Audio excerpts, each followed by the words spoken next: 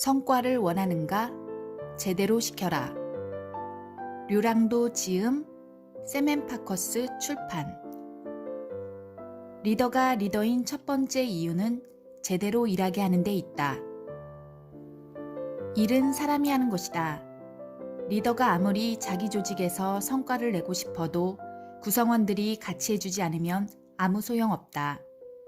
리더란 자기 혼자 잘나서 북치고 장구치고 혼자 다 하는 사람이 아니라 자신도 유능하지만 구성원들이 열심히 일하도록 여건을 만들어주는 사람이다.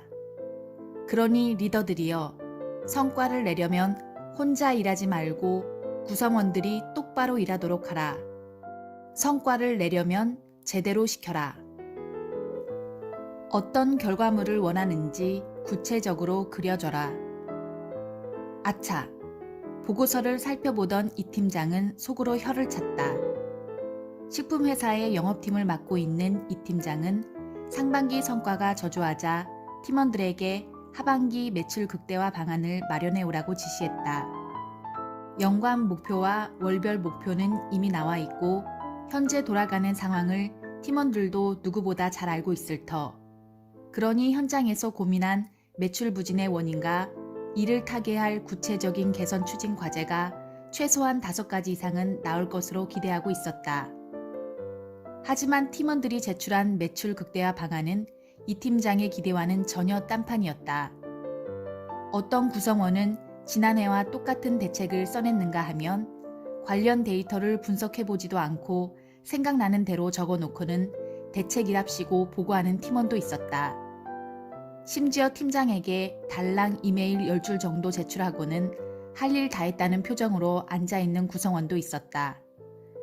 일순간 열이 확 올랐던 이 팀장은 이내 자신의 실수를 깨달았다. 본인이 원하는 결과물을 제대로 설명하지 않은 채 막연하게 지시했던 것이 화근이었다. 매출 극대화 방안을 통해 기대하는 성과 목표가 무엇인지 다들 잘 알고 있으리라 생각했는데 팀장만의 착각이었던 것이다.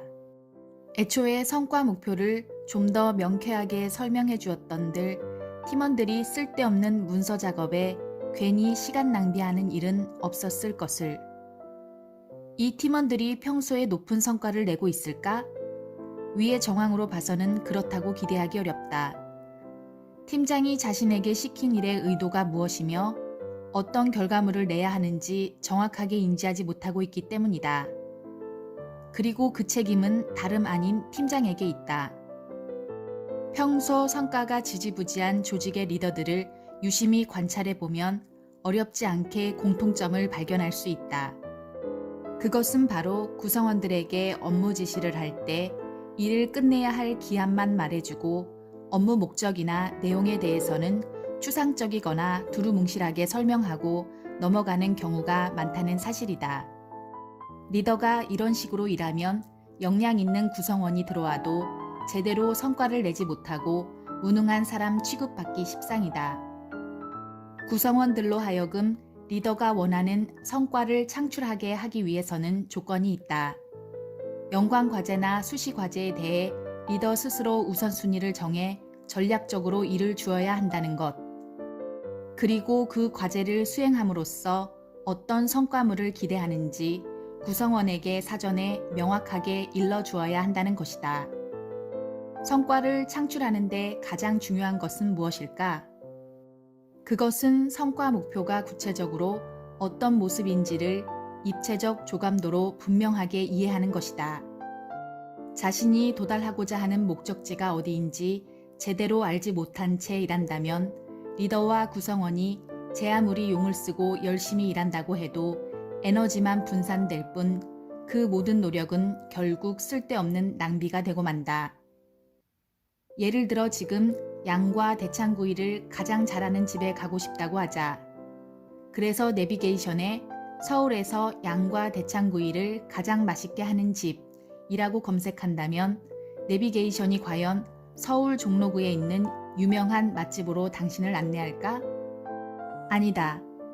제 아무리 데이터가 풍부한 내비게이션이라 해도 가고자 하는 목적지를 정확하게 입력하지 않는 한 당신을 목적지로 안내하지 못한다.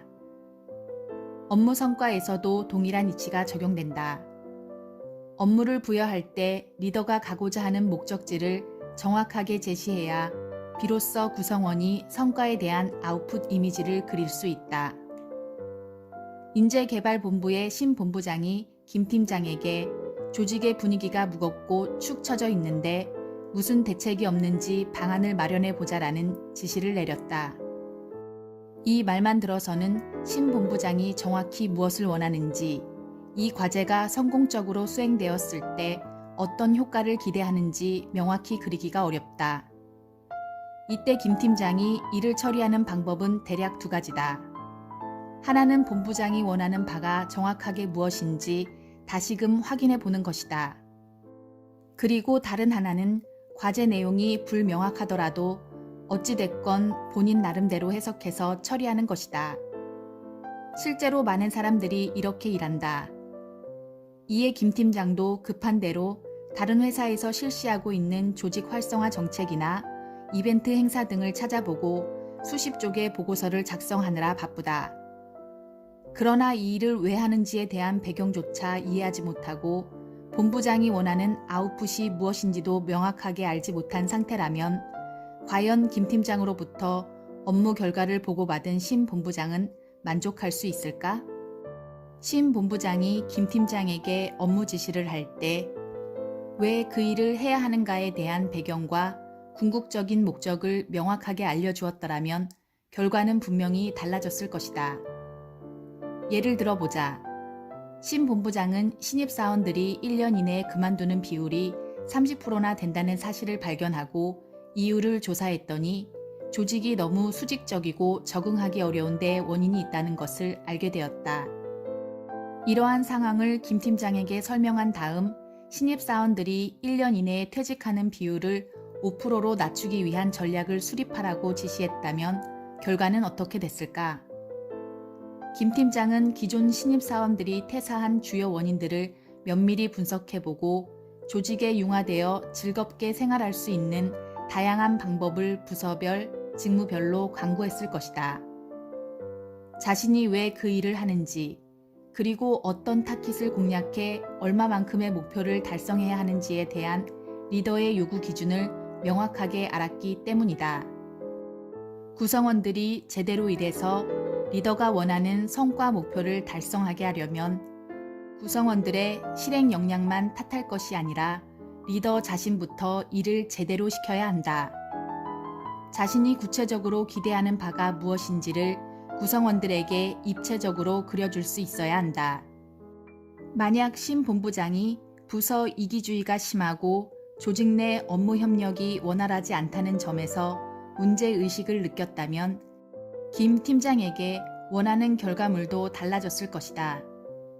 리더가 원하는 명확한 목적지를 설명해주고 제시해준다면 구성원이 훨씬 빠른 시간 내에 리더가 원하는 성과 목표를 달성할 가능성은 그만큼 커진다. 이 사례가 말해주는 점은 명확하다.